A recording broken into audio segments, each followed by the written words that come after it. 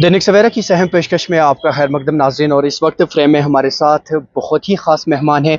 जी हाँ, जिस्मानी तौर ख़ास सलाहियत रखने वाले शाहिद मोहिउद्दीन। इनका ताल्लुक शुमाली कश्मीर के बांडीपुरा ज़िला से है।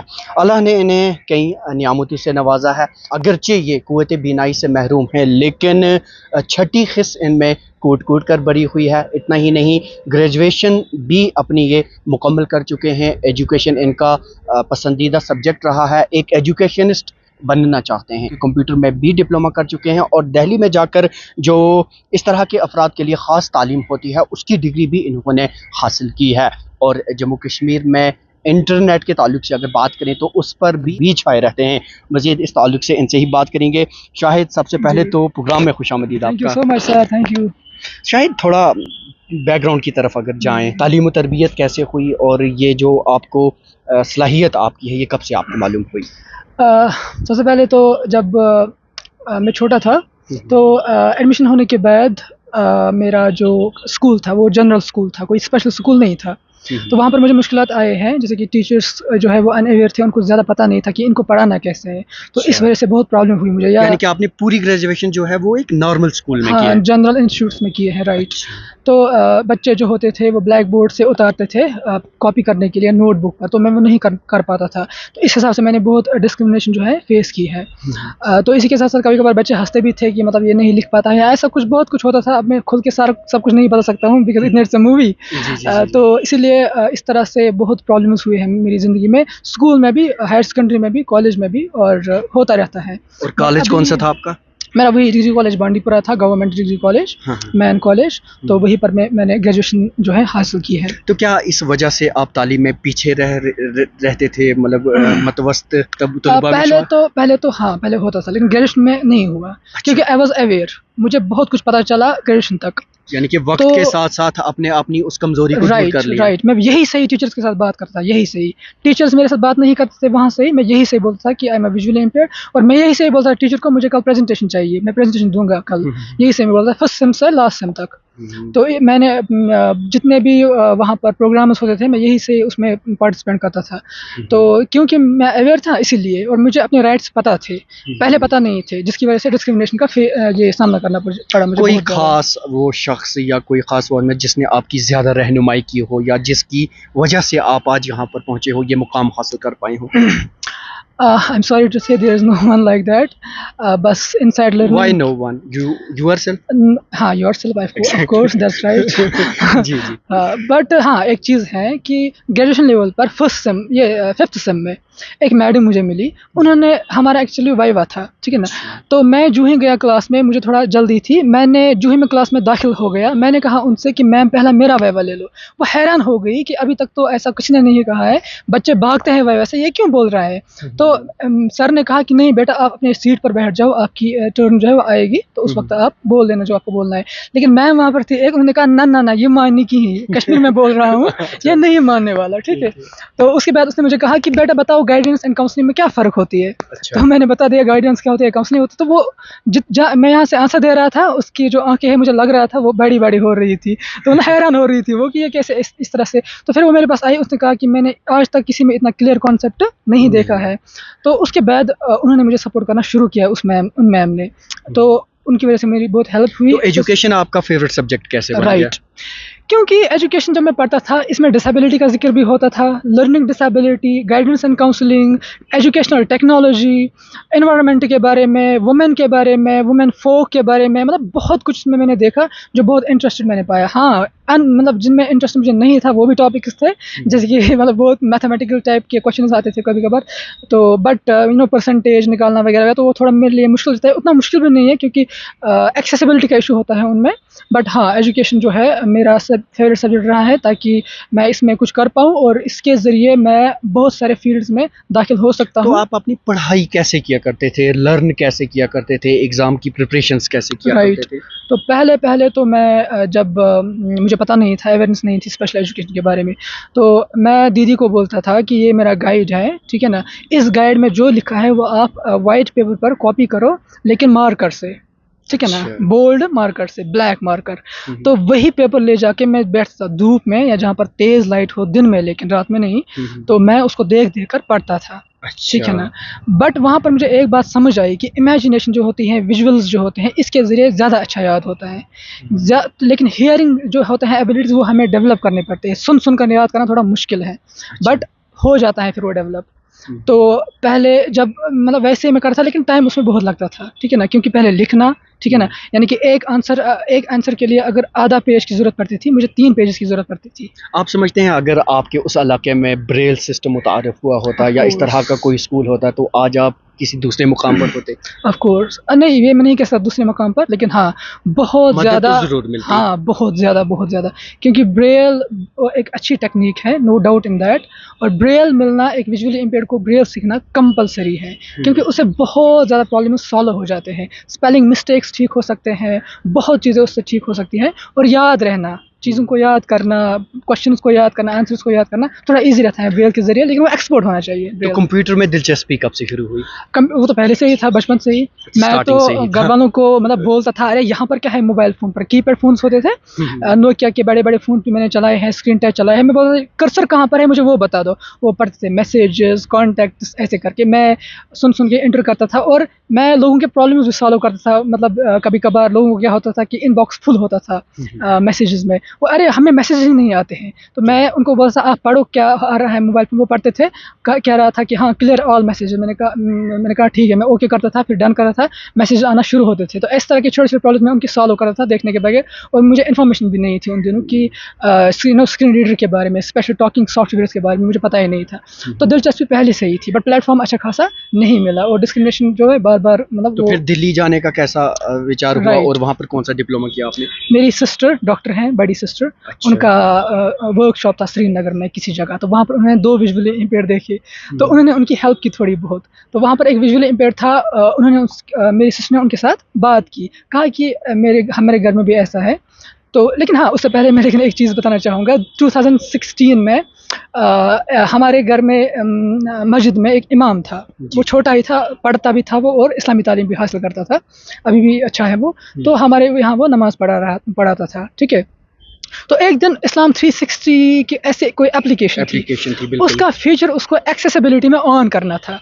तो जो ही वो एक्सेसिबिलिटी में गया, by mistake talk back on हो गया, ठीक है, टॉक बैक जो हमारे लिए होता है। वो परेशान हो गया, वो कह रहा है ये कौन सा इसमें कौन सी आवाज़ आ रही है, कौन सी औरत यहाँ पर पैदा होगी। ये तो उसने फिर मुझे कहा कि यार ये देखो, ये क्या। मैंने जब देखा ऑन हो गया, ये कैसे ऑफ करना हाँ, है? मैंने कहा ये तो मेरे लिए है, मतलब वो एक इशारा था। अच्छा, आपको तब तक नहीं पता था कि स्मार्टफोन्स में ये टॉक बैक फीचर भी होता है? तब मैं छोटा था, 2016 की ये बात है। तो मेरे पास एक एंड्रॉयड डिवाइस था मेरे पास एक, लेकिन 8-9 हज़ार का। तो मैंने उसमें जब वो मैंने मैसेज पढ़ी, वहाँ पर लिखा था it can be helpful for the persons who can not see, it can describe the screen वगैरह वगैरह, टेक्स्ट वगैरह वगैरह लिखा था उन दिनों। तो मैंने उसको फिर ऑफ किया वहाँ पर उस मोबाइल फ़ोन में, और अपने मोबाइल फ़ोन में ऑन किया। तो जो ही मैंने ऑन किया, तो खुद ही सीख के 3 दिन लगे मुझे, खुद ही, कोई गाइड नहीं था, कोई उसके फीचर्स को समझने में। हाँ 3-4 दिनों में मैंने वो कंप्लीट किया, और फिर मैं खुद ही 100% इंटरनेट को एक्सप्लोर करने लगा। फिर मैंने सर्च किया institute for the blind in Kashmir, schools for the visually impaired in Kashmir. कुछ खास नहीं मुझे मिला, लेकिन 2017 में फिर एक इंस्टीट्यूट मुझे मिला। तो लेकिन वो नहीं कह रहे थे कि हम कहाँ पर हैं, हमारा ईमेल आईडी क्या है, कुछ भी नहीं कह रहे थे वो। कुछ स्वाब था उनका नाम। तो उसके बाद मैंने सिस्टर को वीडियो दिखाया, मैंने कहा इसमें आप देखिए किसी जगह कुछ है जिसमें इनके साथ कांटेक्ट करूं। तो सिस्टर ने पढ़ा वो कहाँ, बोर्ड पर लिखा है ईमेल आईडी, बोर्ड पर ईमेल आईडी लिखा है, वहाँ पर कोई विजुअल था, उसमें बोर्ड था, पीछे आगे कोई पर्सन बैठा था। तो उसने जूम किया, ईमेल आईडी नोट की, फिर मैंने उनको मेल की, लेकिन वहाँ से रिस्पॉन्स नहीं आया 2017 तक। फिर जो ये सिस्टर की मैंने कहानी बताई आपको, फिर ये एंडिंग 2017 में हुआ वर्कशॉप में। तो फिर मेरी सिस्टर ने उनको मेरे बारे में कहा, तो फिर नंबर शेयर हुआ। तो फिर उन्होंने मुझे कॉल की, उन्होंने मुझे कहा कि आप मोबाइल फ़ोन चलाते हैं? मैंने कहा हाँ, कैसे? मैंने कहा टॉक बैक। वो हैरान हो गया, तो कहा यार आपको तो पहले ही पता है। तो फिर ऐसे इंट्रोडक्शन हुआ, उसने अपने चैलेंज मेरे साथ शेयर किए, मैंने अपने चैलेंज उनके साथ शेयर किए। तो फिर मैंने उनको कहा कि इंस्टीट्यूट के बारे में बताओ। कहा इंस्टीट्यूट्स बहुत हैं, कश्मीर में खास नहीं है, बट नैब है दिल्ली में, national association for the blind, NIVH है। तो फिर मैंने कहा चलो थैंक यू सो मच ये बताने के लिए। मैंने फिर इंटरनेट पर सर्च किया, लोगों से बात की, बाकी विजुअली इम्पेयर्ड लोगों से कांटेक्ट हुआ। फिर मैं गया दिल्ली 10 दिसंबर 2017 में, ठीक है ना। और यहाँ से मेरा 12th जो उसका एग्ज़ाम भी मतलब पेंडिंग था। और फिर दिल्ली में एक तो आपने कंप्यूटर की तालीम हासिल की और हाँ। खासकर आप लोगों के लिए जो खास कोर्स है, क्या नाम बताया था आपने उसका? जो मोबिलिटी मैंने कश्मीर में ही की है। अच्छा, वो कश्मीर हाँ, में हाँ, ही वो हुआ, कश्मीर में ठीक है। की। यानी कि दिल्ली कश्मीर में में ये सहूलियत हमारे पास दस्तयाब है, उस वक्त थी, अब नहीं है। हाँ अब नहीं है, अब नहीं है मोबिलिटी ट्रेनिंग, अब नहीं है, उस वक्त थी कुछ महीनों के लिए, तो उसका मैंने फ़ायदा उठाया। अच्छा, राइट। तो उसके बाद फिर जब मैंने वहाँ पर कोर्स कंप्लीट किया, लेकिन वहाँ पर मैंने पहली दफ़ा एक्सेसिबिलिटी महसूस की, मतलब अभी सोशल मीडिया पे जो आप वीडियोस वगैरह या राइट व्लॉगिंग का जो आपको ये शौक पैदा हो गया, राइट, हाँ। ये किस ये वजह तो से? पहले से ही था। I have been creating vlogs since okay, 2017। तो रिस्पांस कैसा मिलता है? कुछ खास नहीं पहले, लेकिन जब मैंने देखा भाई लोगों को तो जोक्स चाहिए, लोगों को हंसना है, तो फिर मैंने उल्टी सीधी हरकतें शुरू किए। यानी कि आपने ये महसूस किया कि लोग सीरियस नहीं कंटेंट को नहीं नहीं नहीं देखते? नहीं नहीं, ओ नहीं देखेंगे, नहीं देखेंगे, नहीं ना देखते हैं। नहीं ये देखेंगे। आपने पर्सनल ऑब्जर्वेशन किया? आओ, अच्छी खासी एक्सपीरियंस है मुझे इसमें। अगर मैं सीधे बताऊंगा ना, देखो दोस्तों मेरा नाम शाहिद है, मैं देख नहीं सकता, वो ऐसे स्वाइप ऊपर करते हैं, ठीक है, उनको कोई चट्टी तो नहीं फिर पड़ी उनको है। ग्रैब करने के लिए क्या करते हैं? मैंने फिर मीम्स यूज़ किए, पहले मीम्स, मोदी साहब के मीम्स, राहुल गांधी साहब के मीम्स। यानी कि तो आप लोगों की नफ्सियात को समझने की राइट, कोशिश करके वही चीज़ आपने उन हाँ, तक और पहुंचाने भी की बहुत कुछ कोशिश की। सीखा है जो मैं फ्यूचर में करने वाला हूँ। अच्छा। तो होप सो उससे अच्छा खासा रिस्पांस मिलेगा, I am 100% sure about that. और हाँ, promotion plays a big role, promotion करनी चाहिए, मतलब मूवी बॉलीवुड रिलीज होती है तो प्रमोशन कितने करते हैं वो। Exactly. इसी तरह अच्छा, से शायद मुझे एक चीज़ ज़रूरी आपसे पूछनी थी इस Right. वक्त, चूंकि हम जहलम रिवर फ्रंट में हैं, श्रीनगर स्मार्ट सिटी प्रोजेक्ट के तहत जो ये इस शहर की तजदीद की गई है, तो इसमें टेक्सटाइल्स भी Right. मुतारिफ किए गए हैं, क्या ये बेनिफिट दे रहे हैं आप? तो पहले शाहिद माहूबीन को सर्च कीजिएगा सोशल मीडिया पर आने बिल्कुल, के शाहिद लिए। मोहिबीन याद हाँ, रखिएगा सभी। SHAHID Shahid space MAWHUBIN Mawhubin, right. तो अगर विजुअली इम्पेयर्ड हैं तो कमेंट कीजिए आप मुझे, मैं आपकी हेल्प करने की बहुत कोशिश करूंगा। अगर आप अनअवेयर हैं, आपको पता नहीं है करना क्या है, आपको लगता है कि आपको प्रॉब्लम हो रही है, जहनी प्रॉब्लम हो रही है, डिस्क्रिमिनेशन हो रहा है, फैमिली सपोर्ट नहीं कर रही है, कुछ भी हो, आप मुझे इशारा दीजिए कमेंट में, मैं पूरी कोशिश करूंगा आपको हेल्प करने की, चाहे आप कहीं से भी हो। जी, ठीक है अब ना, हम टेक्सटाइल्स की बात करते हैं। टेक्सटाइल की बात करेंगे हम। टेक्सटाइल जो है स्मार्ट प्रोजेक्ट के तहत श्रीनगर में बनाए गए थे, ठीक है ना, अभी भी काम जारी है, बट यहाँ का तो ठीक ठाक है टेक्सटाइल, लेकिन उतना अच्छा नहीं है जितना यूएसए में होता है, जितना स्पेशली अगर हम दिल्ली मेट्रो स्टेशन की बात करें, वहाँ पर मैंने देखे हैं वो बहुत अच्छे खासे होते हैं, चौड़े होते हैं और फील होते हैं पैरों से ही कि भाई साहब मैं टेक्सटाइल पर चल रहा हूँ। यहाँ पर पता नहीं चल रहा है कि मैं टेक्सटाइल हूँ पर हूँ, किसी छोटी पाइप पर हूँ, या आइसक्रीम स्टिक किसी ने फेंकी है उस पर चल रहा हूँ, वो ठीक तरह से पता नहीं चल रहा, बट हाँ we must you know support it कि अगर something is better than nothing, right. तो होपफुली कि आगे इसमें अच्छा ये हो जाएगा डेवलपमेंट। तो शायद जैसे आपने टेक्सटाइल्स की बात की या आपको जो मुश्किलात का सामना करना पड़ा, इन सारी चीज़ों की आपने बात की, क्या आप नहीं समझते कि अपने ही सोशल मीडिया के ज़रिए आप इन चीज़ों को भी उजागर करें ताकि कंसर्नड अथॉरिटीज़ तक आपकी ये बातें जाएं, उनका हल हो सके? I have been doing that and I am gonna do that as well in future as well. तो बहुत अच्छे से करना है और प्रमोशन करनी है, क्योंकि मसला है ना ये कि अगर वायरल होना है तो ट्रेंडिंग टॉपिक्स को फॉलो करना पड़ता है, लेकिन मुझे ट्रेंडिंग टॉपिक्स के साथ कोई काम नहीं है। एल्गोरिदम को तो आप अच्छी तरीके से समझ चुके हैं। हाँ, लेकिन एक चीज़ है, मुझे ट्रेंडिंग से कोई काम है नहीं, क्योंकि मेरा डिफरेंट कंटेंट है। अब मैं उसी को घुसेड़ देता हूँ इसमें। हाँ, तो क्रिएटिव तो बंदा होता है, तो वो इसको ये सब करना पड़ता है।